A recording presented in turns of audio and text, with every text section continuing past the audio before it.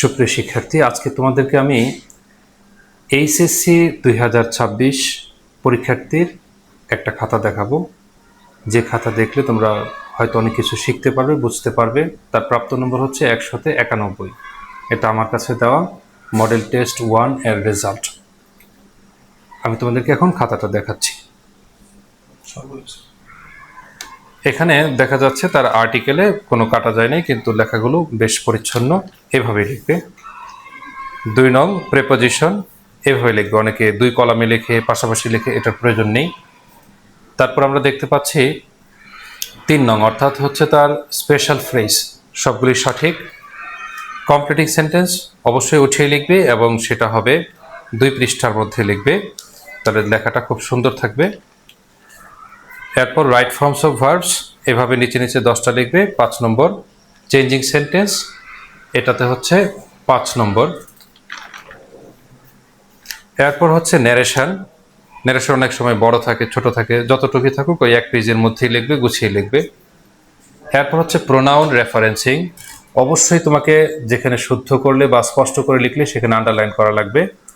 এখানেও তার full marks আসছে।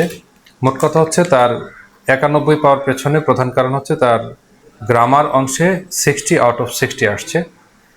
তো এখানে হচ্ছে ন্যারেশন কিনা মডিফায়ার তার সব কিছু ওকে। কানেক্টর এখানেও ওকে।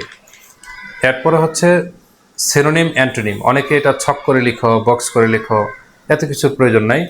এটা যেহেতু সময়ের ব্যাপার স্যাপার, তুমি জাস্ট প্রদত্ত শব্দ ব্রেকেটে সিনোনিম হলে এস, অ্যান্টোনিম হলে এ, এইভাবে তুমি লিখতে পারো।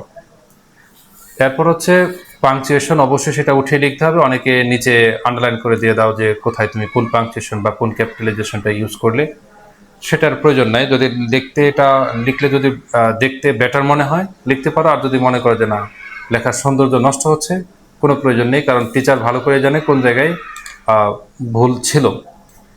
এই তো তার গ্রামারে পরিচ্ছন্ন লেখা 60 আউট অফ 60। অ্যাপ্লিকেশনটাতে তার 8-এর মধ্যে আসছে 6.5। মেজর কোনো ভুল ছিল না, তো এভারেজ রাইটিং ওকে। এরপর হচ্ছে রিপোর্ট রাইটিং, এখানেও তার আসছে 8-এর মধ্যে 6.5। যদিও বোর্ডে ভগ্নাংশ নম্বর দিবে না, হয়তো তার এখানে 7 আসবে।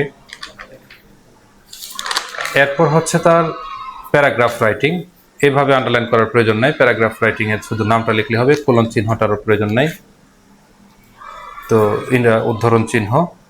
তো এইভাবে করে প্যারাগ্রাফটা লিখবে। তার লেখা অনুযায়ী 2.5 থেকে 3 পৃষ্ঠা যথেষ্ট। তো কোনো মেজর ভুল না থাকলে, টপিক সেন্টেন্স ঠিক থাকলে ওকে। এরপর হচ্ছে কম্পোজিশনে মার্কস থাকে 14তে তার আসছে 10। কম্পোজিশনটা হয়তো আরও সুন্দর হইতে পারতো, যেহেতু ফিউচার প্ল্যান অফ লাইফ, এখানে তার কিছু যদি প্রয়োজনীয় কবিতার লাইন লিখে, কোটেশন লিখতে পারে। আর এটা আরেকটু ডেসক্রিপটিভ হতে পারে, তার কেন এটা পছন্দ, সে কি ধরনের অবদান রাখতে চায় দেশের উন্নতিতে, তার পারিবারিক উন্নতিতে, তার ব্যক্তিগত উন্নতিতে।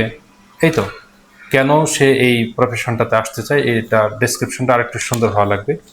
এটা বই থেকে হুবহু মুখস্থ লিখতে হবে এরকম না, কেউ চাইলে নিজে সৃজনশীলভাবে লিখতে পারে।